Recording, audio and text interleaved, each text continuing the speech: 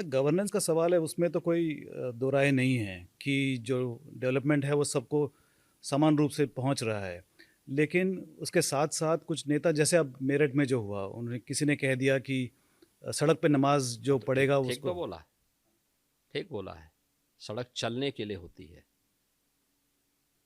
और जो लोग ये बोल रहे हैं ना, उनको हिंदुओं से अनुशासन सीखना चाहिए। 66 करोड़ लोग प्रयागराज में आए देश की आधी जनता।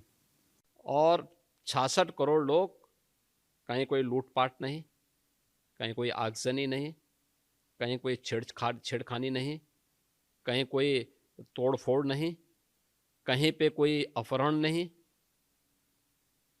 ये होती है अनुशासन, ये है धार्मिक अनुशासन। श्रद्धा भाव के साथ आए, महास्नान में भागीदार बने, फिर अपने गंतव्य की तरफ चले गए। पर्व और त्योहार या कोई इस प्रकार के कार्यक्रम उच्छृंखलता और उदंडता करने के माध्यम नहीं बनने चाहिए।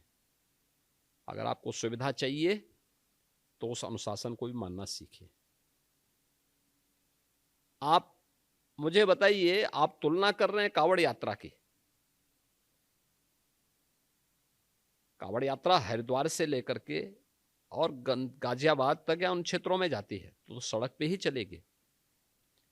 क्या हमने किसी परंपरागत मुस्लिम जुलूस को कभी रोका? कभी नहीं रोका। मुहर्रम के मुहर्रम के जुलूस निकलते हैं। हाँ, ये जरूर कहा कि भाई ताजिया की साइज थोड़ा छोटा करिए। इसलिए करिए क्योंकि तुम्हारी सुरक्षा के लिए हाई टेंशन तार होंगे, हाई टेंशन तार बदलेंगे नहीं तुम्हारे लिए। उसके साइज कम करो, क्योंकि हाई टेंशन की चपेट में आओगे मर जाओगे। और यही होता है कावड़ यात्रियों में भी, उनको बोला जाता है डीजे की साइज छोटा करो। और जो नहीं करता उसमें हम लोग सख्ती करते हैं।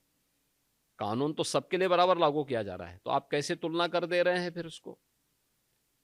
ईद में कौन सा प्रदर्शन करेंगे आप? घंटों सड़क जाम करेंगे नमाज पढ़ने के नाम पे, और नमाज पढ़ने की जगह आपके ईदगाह होगा, आपका मस्जिद होगा, सड़क नहीं हो सकती। और इसके लिए अगर बोला जा रहा है, आप मानेंगे नहीं तो ठीक तो कहा कि आप उदंडता करेंगे। पथराव जो वहां पे हुआ वो दो मुस्लिम पक्षों में पथराव हुआ है, हिंदू पक्ष उसमें कहीं भी नहीं है, प्रशासन कहीं भी नहीं है। प्रशासन तो बीच बचाव के लिए गया।